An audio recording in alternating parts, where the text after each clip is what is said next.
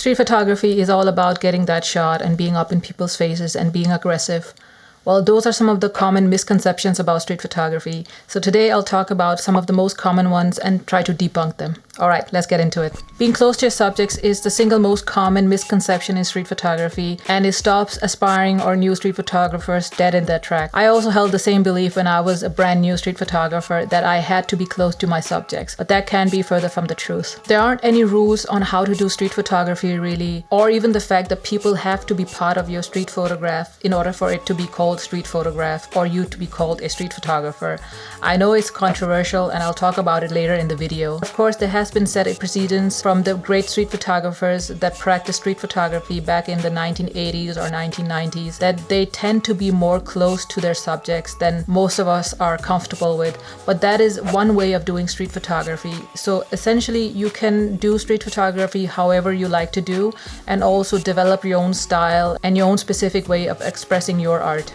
Another misconception is that you need to have a certain street style, and it's wonderful that if you already have a certain street style that you're known for and that you love and you like to practice it. But most of us, we grow and develop as street photographers, and what happens when you grow and develop, you also change, and change is good, right?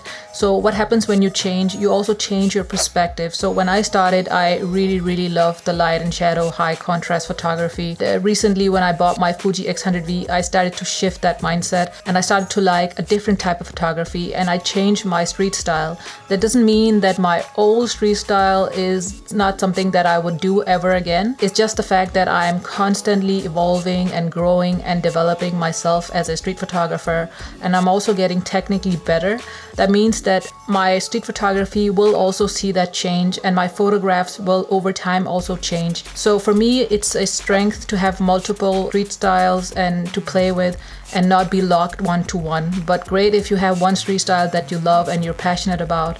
It's just about how you express your art. But again, it comes back to that it's a personal preference and also your personal way of expressing your art, however you like to express it. Looking at street photography as an overall umbrella term is really beneficial for me, and I also think it helps me a lot in terms of drawing inspirations from other genres. And sometimes I go out and do environmental photography, and the next day I go out and do candid street photography. For me personally, it's a great way not to confine myself in doing street photography or how some people, or maybe a small group, perceive what street photography is. Like I talked about, you have to have a subject in the frame or you have to be up close and personal. That way I can really define my own style and also do street photography that best expresses my art. But essentially you can practice any type of street photography style you want that makes you comfortable. Another misconception is that you need to have people in the frame in order for it to be real street photography. And I think this is something that divides the street photography community a lot, because there are people who are really prone to saying that people have to be part of the frame for it to be street photography. And then there are people on the other side saying, no, you don't have to have people in order for it to be called street photography. And I think I am right in the middle, because sometimes I think having people or a subject in your frame can really make a story.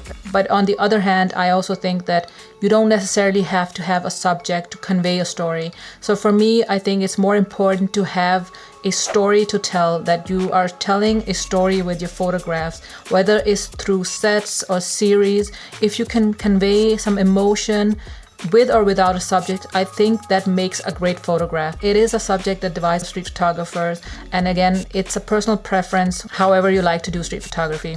Another misconception is that you have to shoot film to do street photography. Looking back at some of the greats back then in the 80s and the 90s, where you didn't have digital photography, film was the only way to do street photography. And the photograph that was developed from that time are just amazing. I love film photography myself, but there are pros and cons to whether you do film or digital, and I'll quickly run through some of them. Shooting digital is the most common way of doing street photography or photography in general, and with good reason.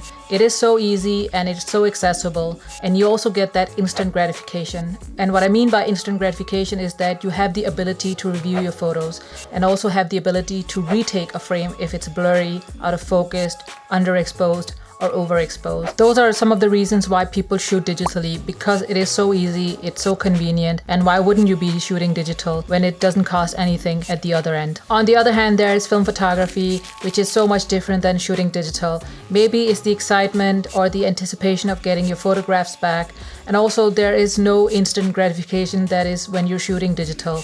Maybe that's part of the charm of shooting film, but all in all, it's just down to a personal preference. If you shoot film or you shoot digital, it doesn't matter. It's just important that you go out and do street photography.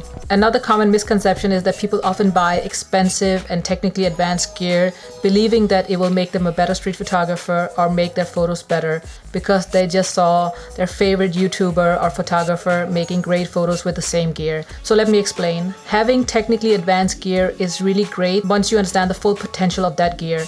So once you build that foundation and you really understand how to use that camera or lens, it's perfectly fine to buy a technically advanced camera, and it can at that point also elevate your photography a bit more. But if you are a beginner photographer and you start by buying something extremely expensive and also technically advanced for your current skill level, you won't be able to use that gear for your advantage or its full potential.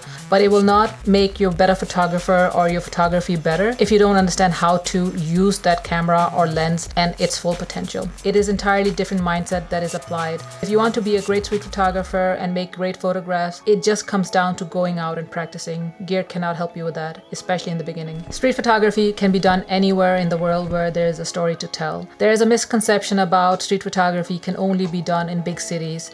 That is not true. You can do street photography in your local neighborhood, you can do it in a small town or just the city you live in. It's all about telling a story from your perspective and documenting.